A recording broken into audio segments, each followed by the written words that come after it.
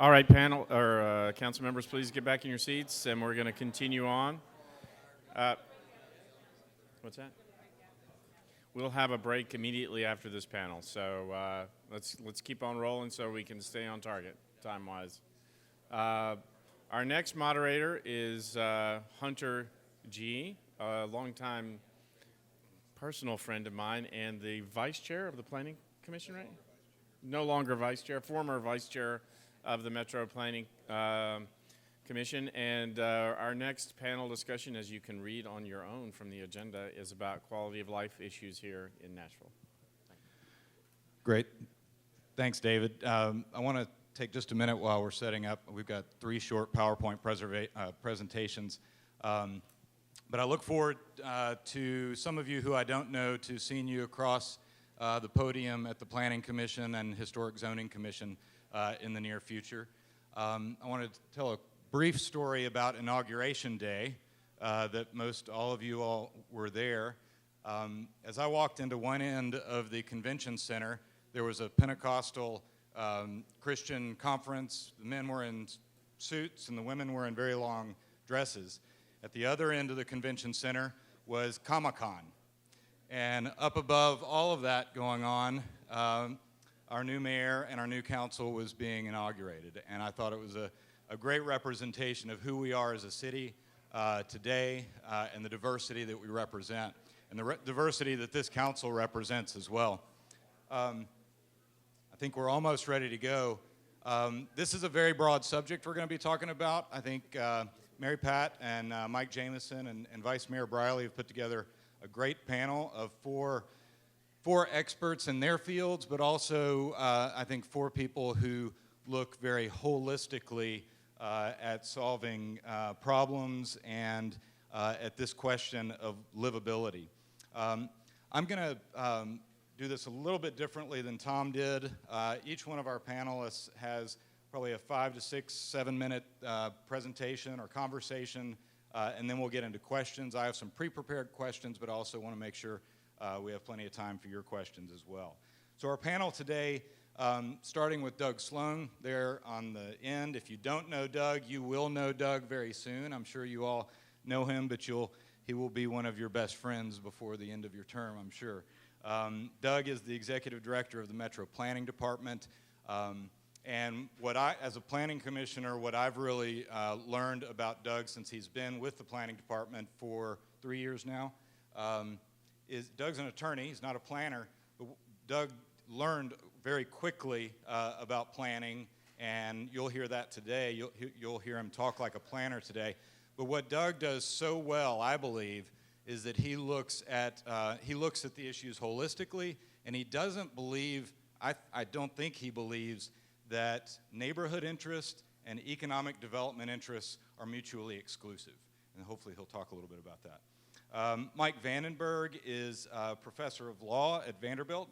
He is the co-chair of the Center for Sustainability and director of Climate Change Research Network. You may have seen Mike's TEDx talk from 2014 recently, and I'm sure he'll talk a bit about what he did in that talk, which was corporate responsibility in environment, in climate change, and environmental controls. Third, we have Jim Frazier with Vanderbilt also. Jim is professor of human and organizational development with Vanderbilt, and I know him as a housing and neighborhood redevelopment expert. And then finally, Gary Gaston, who Gary and I were actually in school together at the University of Tennessee School of Architecture many years ago and have worked as colleagues together and have worked at the Civic Design Center for many years together. And of course, many of you know Gary as the executive director of the Civic Design Center. So I'm going to start with Doug and let Doug take a few minutes to give us an overview of what he believes makes a livable city.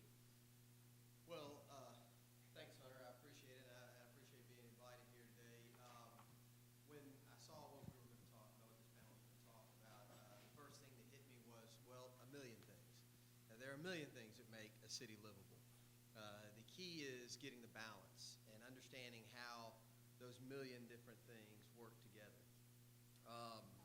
and I agree with Hunter completely, that there are actually very few aspects of our city and things that you're going to touch over the next 4 years of our city that aren't connected to other things. I know of almost zero issues that stand alone, whether that's transportation and housing, whether that is economic development and neighborhoods. All of those things are intertwined, and to get any one of them right, to get any single project right, you have to think about all of the other aspects of that type of the impact that it's going to have in your community. One of the, and at the same time, while I was thinking about this, I thought, well, what is the most important thing about a city that makes it livable? And I think every aspect of it comes down to some degree to how the community feels about that place, and do they feel welcome in that place, whether that is a new building or whether it's a public space, whatever it is. How does the community feel about visiting that location? And that, in part, is driven by, well, do they feel safe and welcome there? Is this a space? We can spend millions of dollars creating a location, creating a public space, but if the community doesn't feel welcome and safe at that location, then they're not going to use it. And you see examples of this all over the country. So when we start to look at how do we make investments in our community in a way that creates a community where people want to live and that they feel safe in interacting with, we need to look at it, and I believe, in its scale. And in the past, in the decades in the past, that scale has been really focused around the vehicle. The scale of the way that our buildings are built, that our roads are built, has been about how do we get around in our vehicles, how do we move through our city in cars. But I would argue that that is the wrong scale to be measuring how development happens and how our community grows. That I believe that the scale that we should be looking at is the human scale. And if we look at everything that we do, whether that is the Riverfront Park or whether it's a project as small as the project that started the rebirth of 12 South, we've got to look at it from that scale first. And the priority should be, in my mind, first, is what we're building, is it appropriate to the human scale? Are people going to be able to use this space in a way where they're out and enjoying it? So that's the first thing. Then secondly, what about bicycles? As far as transportation, are we going to be able to cycle to and from these areas? And then look at, well, are we going to be able to use mass transit and move in and out of these spaces as well?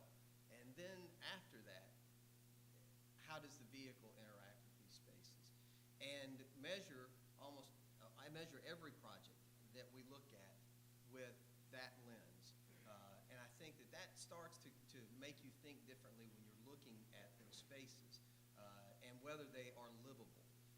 Not just an area that you are transporting people from one space to another, but is the space you're creating truly a livable space? And when you start to look at things through that lens, you start to pay attention to a lot of things that you might not have otherwise paid attention to. When we say we want sidewalks, and I know that this is obviously, gave the mayor a round of applause on that issue, and I have so far, I think, ridden with maybe 8 council members in the district to date.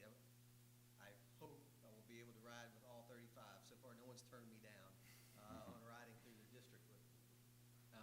And hopefully be able to go out with councilmen at large, all the at-large council members, and ride through our city as well. But this sidewalks is something that I hear quite often. And what I hear, though, is we want a sidewalk. We want a sidewalk in Green Hills along Hillsborough Road. But I hope that as we move forward in this conversation that you won't stop with that thought, and that you'll also think about, well, what kind of sidewalk do I want on Hillsborough Road? Do I want a 5-foot sidewalk that's right across the curb along the road on Hillsborough Road? Or do I want some landscaping between the edge of that road? And depending on what that sidewalk's interacting with, it may have to meander behind some trees or just off of the right-of-way.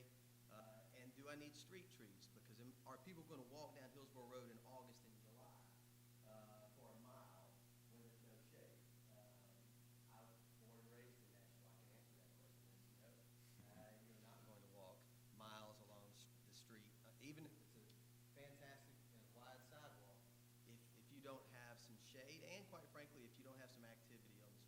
So when you start to look in your districts and you start to look at this sidewalk question that we hopefully are going to address head on, that you'll look at the design of those sidewalks and what's going on alongside those sidewalks, and you won't just look at them as a means of recreation, because frankly they are.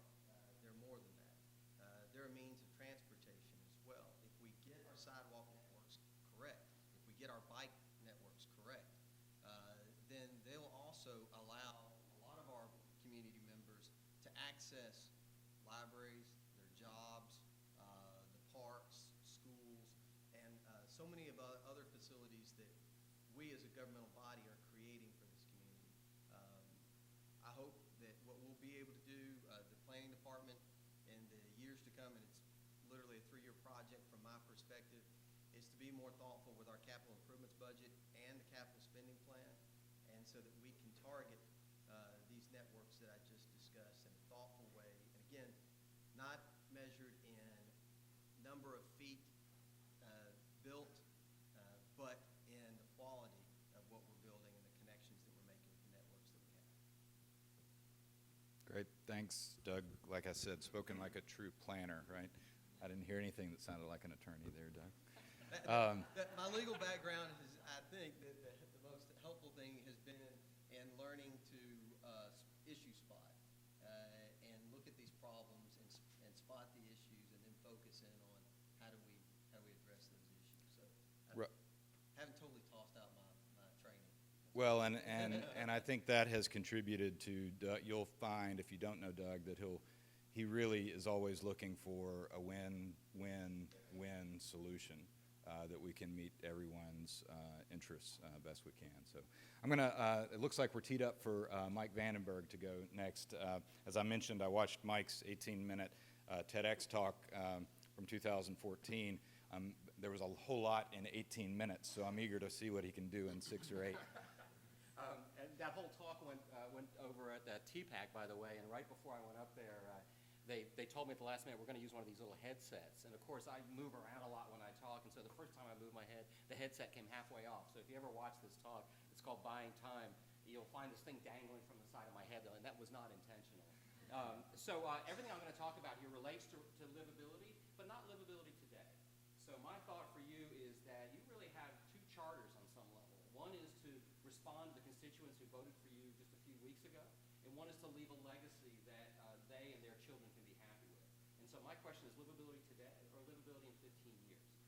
And to do that, because I can tell it's getting to be drowsy time a little bit, let's try something. Have any of you ever had that dream where you wake up and you walk into a room and it turns out there's an exam that day and you didn't take the class and you're not prepared for it, right? I think the answer is most people wake up before they actually confront the end. Maybe that's why people die in their sleep, and sometimes they don't.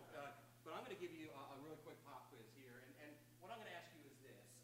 Who expects there to be a price on carbon, that is, there to be a cost for emitting carbon dioxide of $60 a ton, which is more than anything that's existing in a current industrialized country in 2030, and $80 a ton in 2040. And your choices, look, I've given you choices, so this isn't a fill in the blank. It can be Greenpeace, right, very active environmental group. Sierra Club, also very active. National Academies of Science, the leading science organization in the United States. ExxonMobil, or none of the above? ExxonMobil, right, ExxonMobil. Unfortunately, see, you guys are way smarter than law students, so you're already way ahead of me. It's ExxonMobil, right? It's ExxonMobil. If you look at their 2012 energy outlook, where they predict what the future looks like in terms of how they're planning and how others should plan for energy costs, they predict that industrialized countries, that's OECD countries, there'll be a $60 a ton cost on carbon in 2030. So a lot of the livability things that Doug talked about, luckily, jive really well with the notion of trying to prepare a community to live in that world. You don't have to like or dislike climate scientists or Greenpeace or anyone else to say, are we planning for a livable community in 2030 in the way that Exxon would plan for it, right? Are we doing that? And so let me ask you one more. You're on to my game way too soon, but let me ask one more. What do the following companies have in common? Some names you might recognize: Disney, General Motors, Exxon's up there as well, TD Bank, one of the bigger lenders in the United States, Nestle, Chicken of the Sea, What do they all have in common? And again, I'm giving you a couple of options here. They all have a CEO, right? This is too easy. They are all among the largest companies in the world, and they're among the 400 plus companies that have adopted an internal carbon price, meaning that internally when they plan, where am I going to send my next development? Who am I going to buy my products from? They put a price on the carbon emissions of that interaction, right? How do my employees commute? So, again, I've given up my answer. It's all the above, right? All the above. There are more than 400 companies, including the ones I just showed you. Do they matter for Nashville, right? Well, does General Motors matter for Nashville? Nissan Motor Company Limited, Google, Microsoft, Colgate-Palmolive, Stanley Black & Decker, Owens Corning, etc. Right? These are companies that are already doing what you would imagine Exxon is doing when it thinks about the price of carbon being $60 a ton in 15 years. Thinking about how to structure their operations, where they do business, etc. What does that mean for livability? When they're trying to attract business to Nashville, what's the carbon footprint of our community?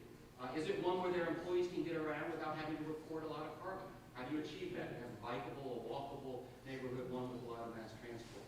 When they're doing business, right? Walmart recently entered into an agreement with the Environmental Defense Fund to reduce its carbon emissions by 20 million metric tons through its supply chain around the world. So if you want to do business with Walmart right now, and you're sitting in China somewhere, if you have a high carbon footprint, you're going to be at a disadvantage. And that's true for hundreds of companies in different ways around the world.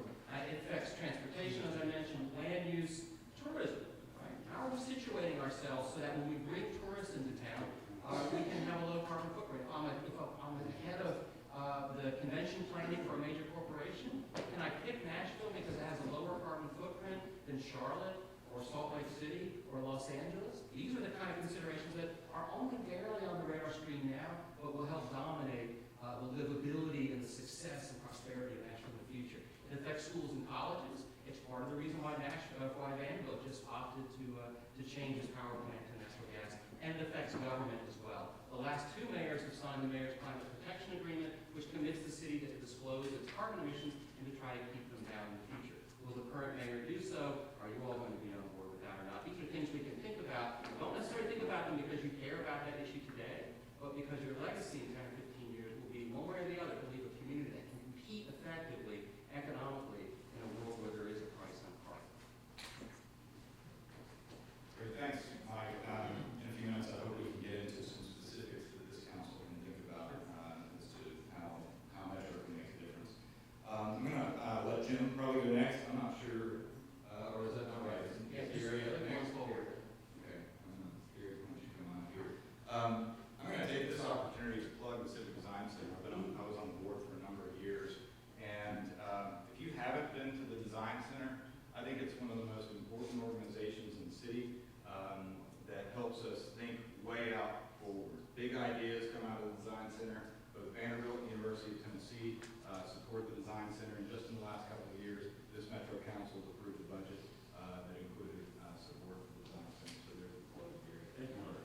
I'm going to be on the visual hot seat here because you can never ask a designer to come to a presentation with less than 50 slides. So you're going to see a lot of visuals. But yeah, the Design Center is, as Hunter mentioned, I think the easiest way to say that is an organization that's devoted to helping the city with its future vision. And a major way that we do that is both by incorporating best practices, our own innovative urban design ideas, and also engaging the community and the public in participation in helping create a better city. Because we believe that when the citizens are involved, they'll help take ownership of it, and they'll also improve the ideas that are going to improve the city. So again, we're located here on 2nd Avenue, so please encourage all of you to come by, and I'd love to meet with you in the upcoming months. We have lots of programming resources at the organization. Our website is civicdesigncenter.org. Today, one of our major projects was the Plan of Nashville, and that helped develop an urban vision for the urban core in downtown. And now we're doing work all around the entire county. And the project I'm going to talk to you about today, very briefly, is called Shaping the Healthy Community. And this is a project that has served to guide our work over the last several years. It's all about how the built environment plays a role in impacting livability issues, quality of life, specifically related to the health of our citizens. So this is an image of Nashville in the late 1800s and Nashville today. And we can all see the dramatic differences in those two views of our city.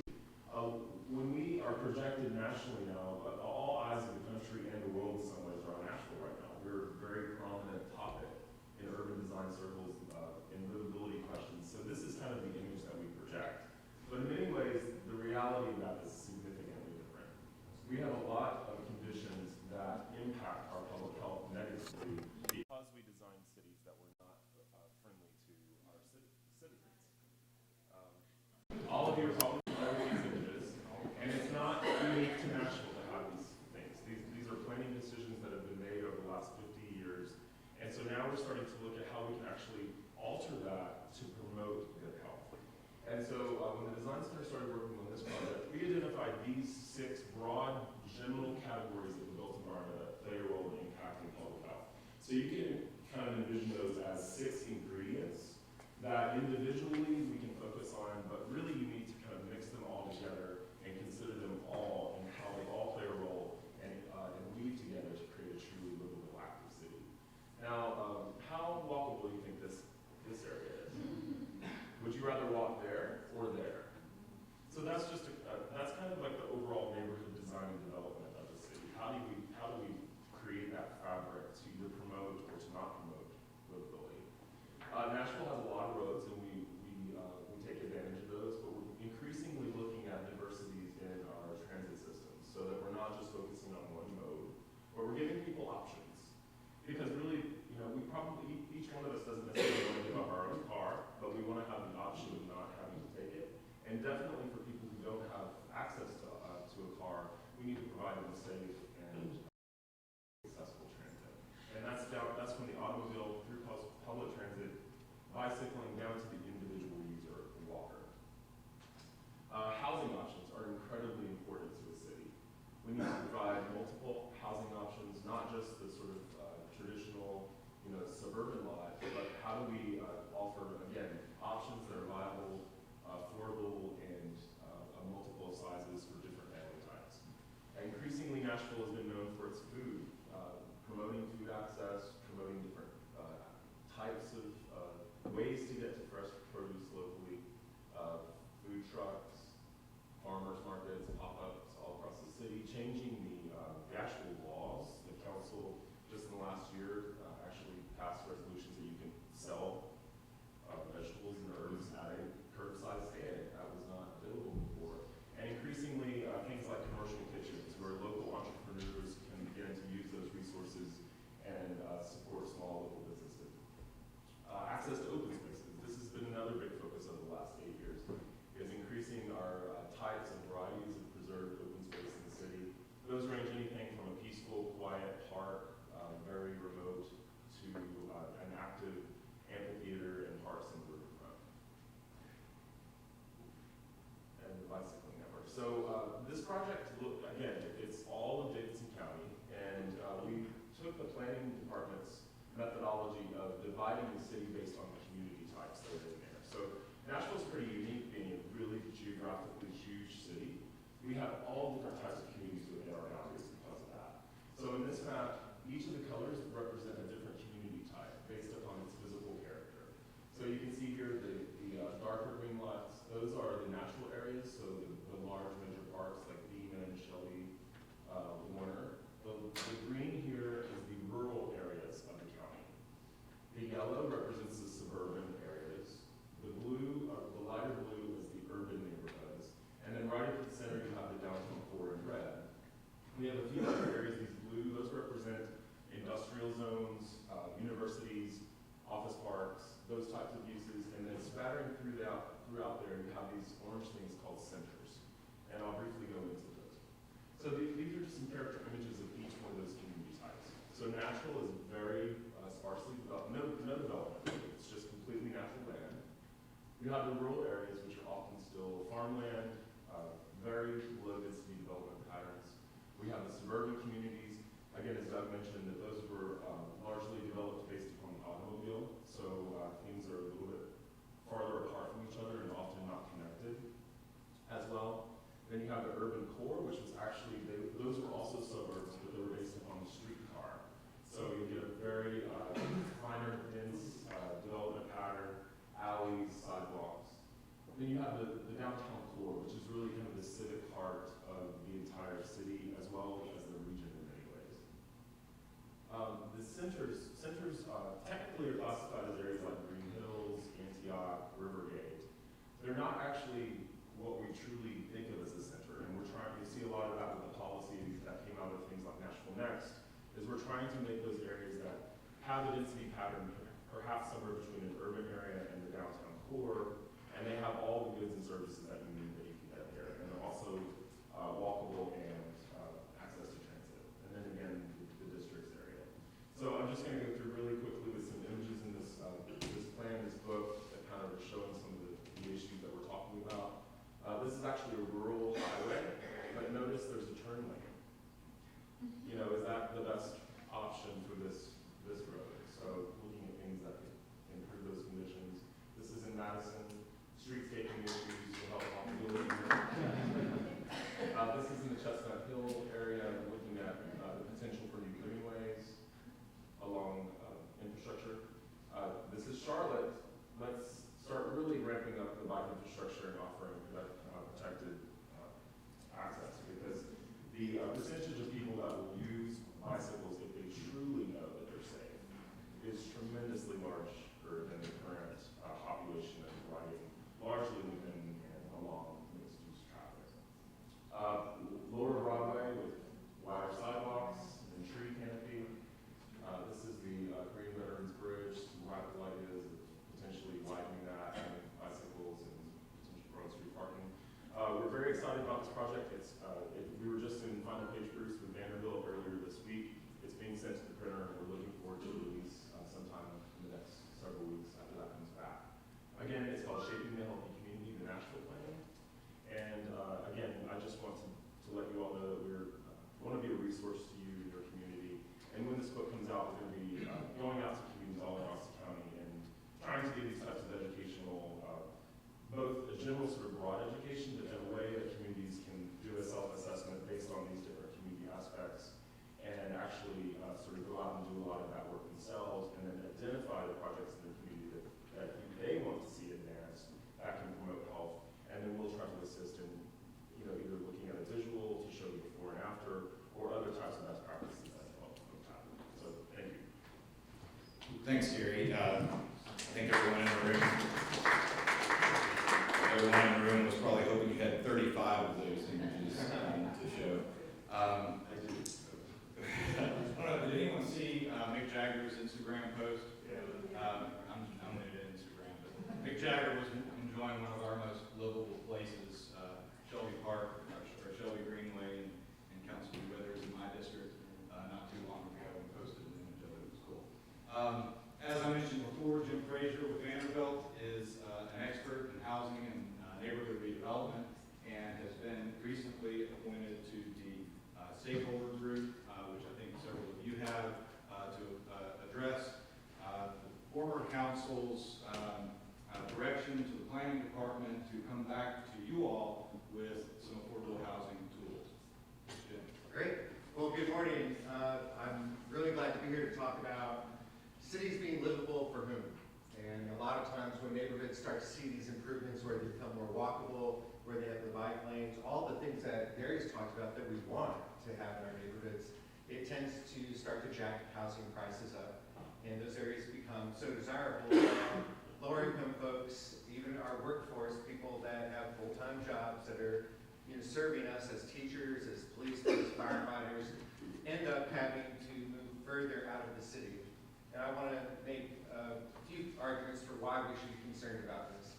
One, if we're thinking about livable city in terms of our environmental impact, moving people that have less resources further out from the inner core where they're working means that they're going to have to figure out ways to get there. And if we don't have a strong transportation system and options for them, that causes a problem.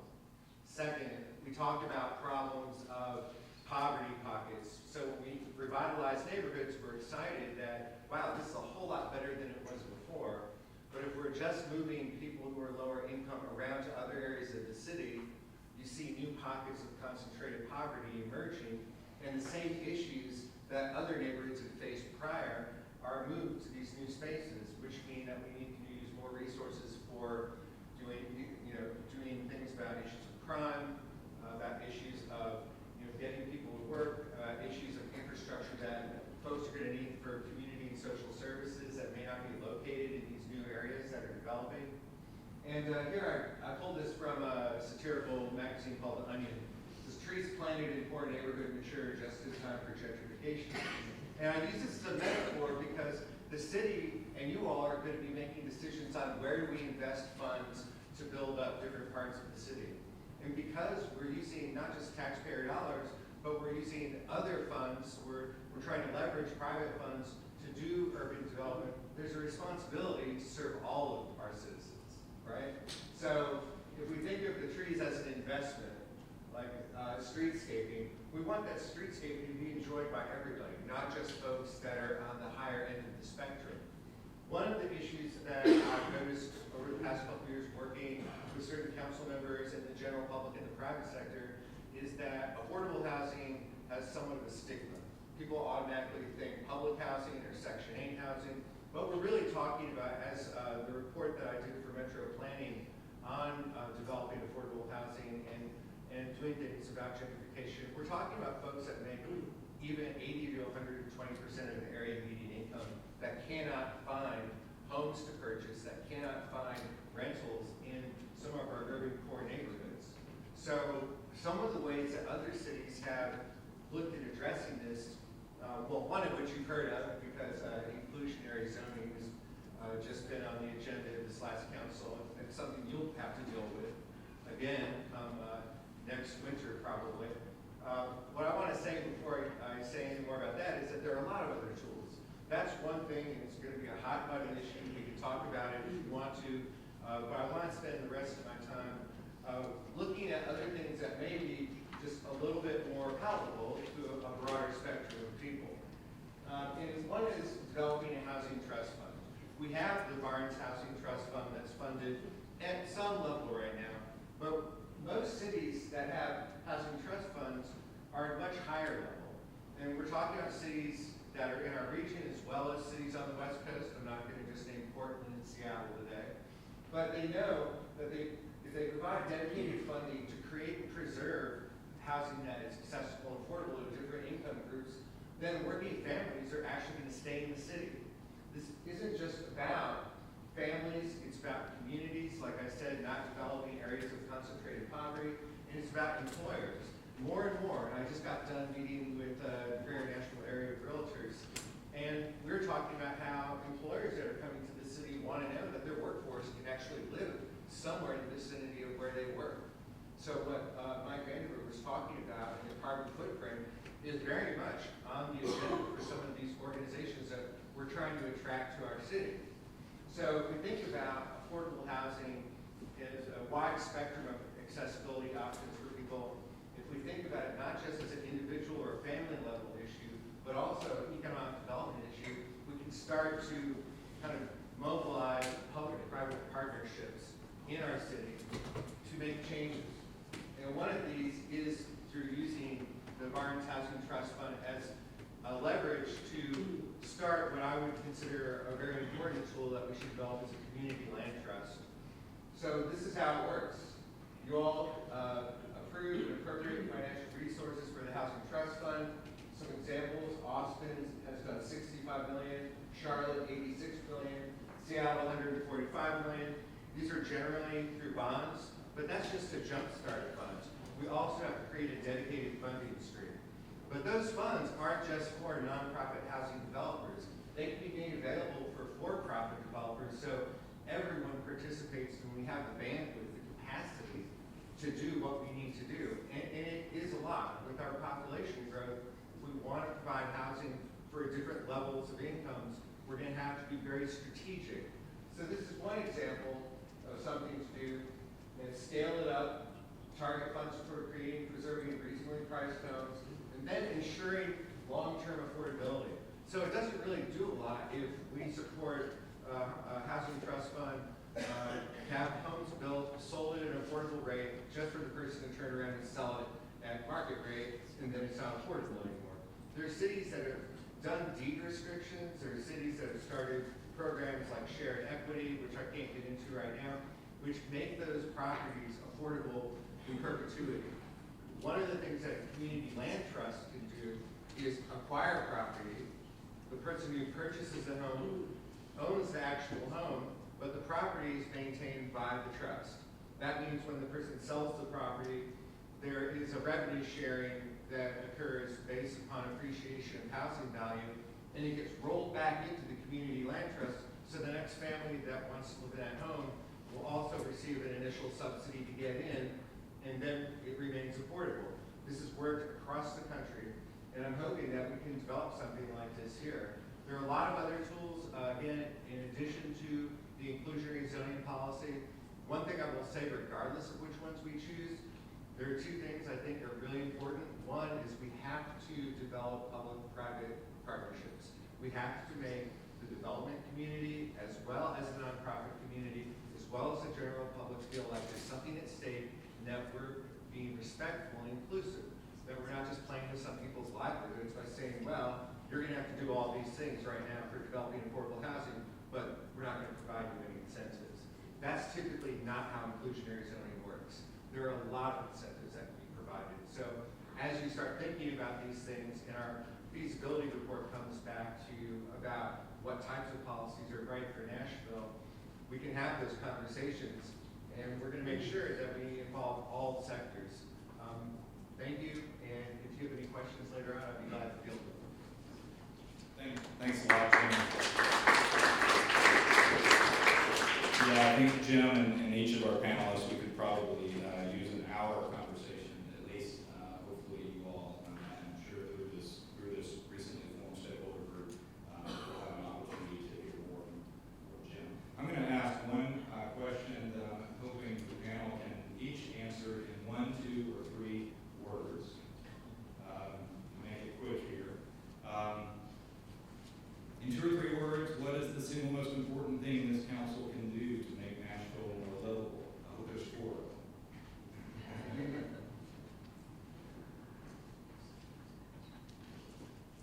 Again, I think measure to human scale. Too many words. Human scale. Human scale. Okay. Mass transport. Let's say connectivity. Diversity and equity for everyone. Right. I'm going to ask one more, and then I think there's probably going to be some questions from the council. Doug, with our growth we've seen over the last 4 or 5 years, and being the city, it's put some challenges on preserving our neighborhoods and preserving our cultural assets. You've been right in the middle of conversations around preserving our cultural landscape on Music Road. This must be challenging in a place where property rights are as ingrained in our culture as music is. How's that going? Well, we just received back, first of all, we were very lucky to have National Trust for Historic Places come in and do a survey of Music Road. And I can't thank them enough for doing that. That was a lot of man-hours, that was a lot of resources that they brought to bear very quick, very responsive way to what the commission did. And let me also applaud the commission that I work for, and Hunter and the wisdom that they had. And that what we saw was the pressure that everyone in this room was feeling for development in every corner of our community was coming to Music Road. And that's not in itself a bad thing, but it was happening without some very deliberate action being taken. It was happening just as a developer found a piece of property, tried to figure out what they could do with it to maximize their return. Again, it's not in itself a bad thing, but there wasn't a concerted thought process that was going on about how that was happening. And the commission saw that and I think wisely simply stated that they were not going to support any more zone changes to increase density along Music Road until we put together a thoughtful plan about how we were going to grow on Music Road. And so, luckily, just as that happened, we also had this organization that was willing to step up and do a survey and find out what Music Road is. I said earlier, I've been in Nashville a very long time, and somebody asked me what is Music Road, that's very hard to articulate, because it's not the architecture that we see in many of our historic overlays. It is in some parts, but a lot of it is just history and culture that exists there. And so then how do you preserve the history and culture in a location like that? It's not tied directly to specific architecture. It's a very difficult thing to figure out. But by giving us a survey of what does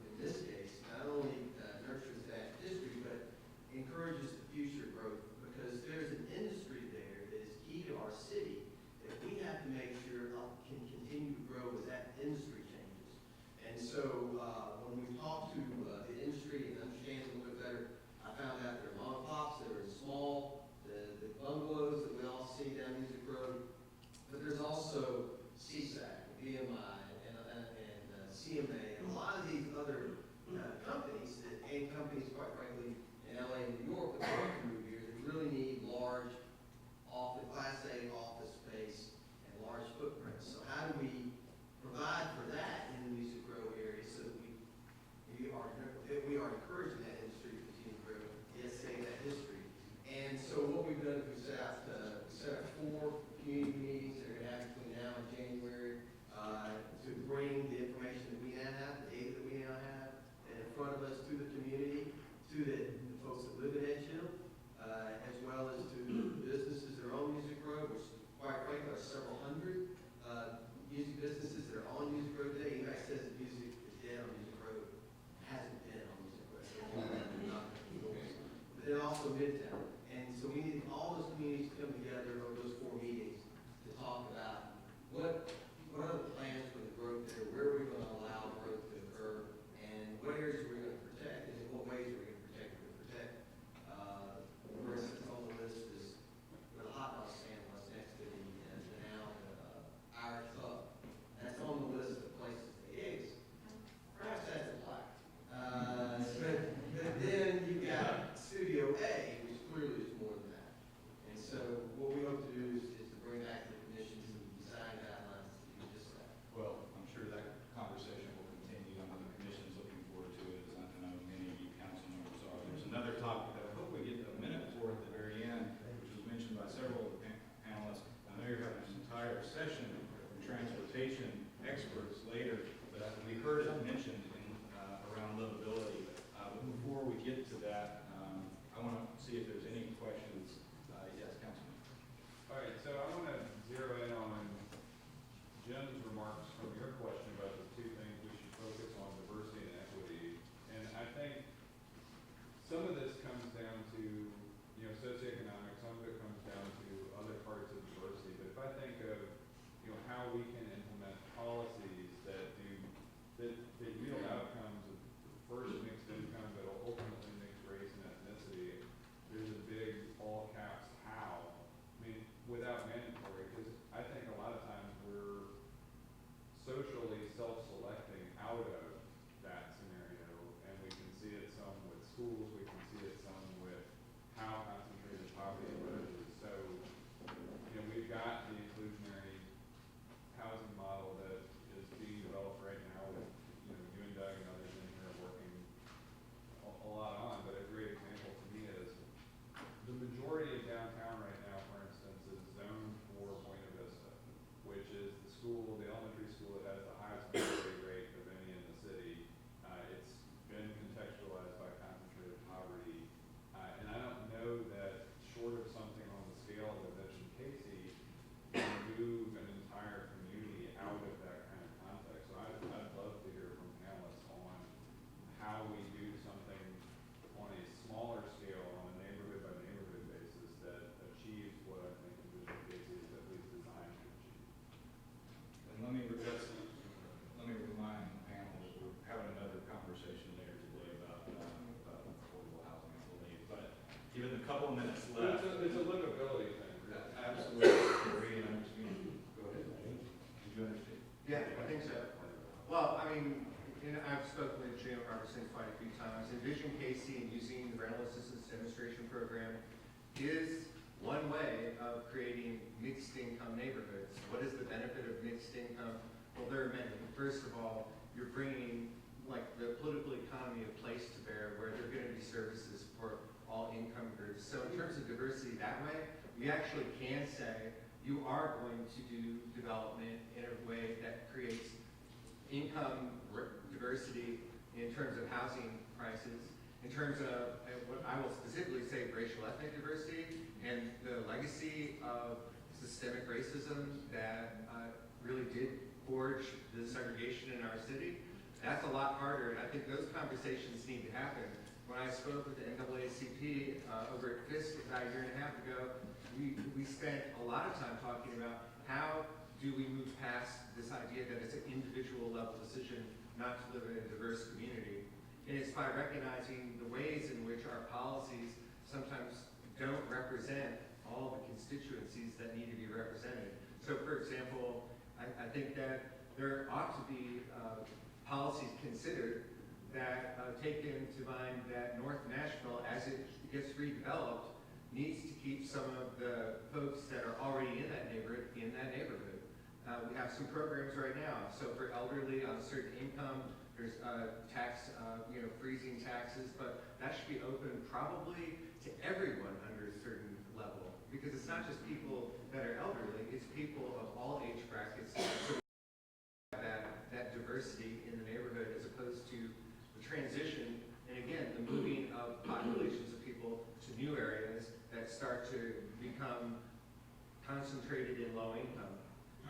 It's a tough issue. It's one that's hard to bring up and talk about honestly, but we do need to have those conversations, not just about income, but about racial, ethnic diversity as well. Jim, you mentioned the tax freeze for elderly fixed income. As I recently learned, a metro public school teacher's pension puts them above the cap for that, which I think is a real issue. That it really isn't. It's only applicable to our very lowest of income, which is important, but it doesn't apply to some of those, that own their own homes in the inner city and are essentially being pushed out. Council Lady. Who do we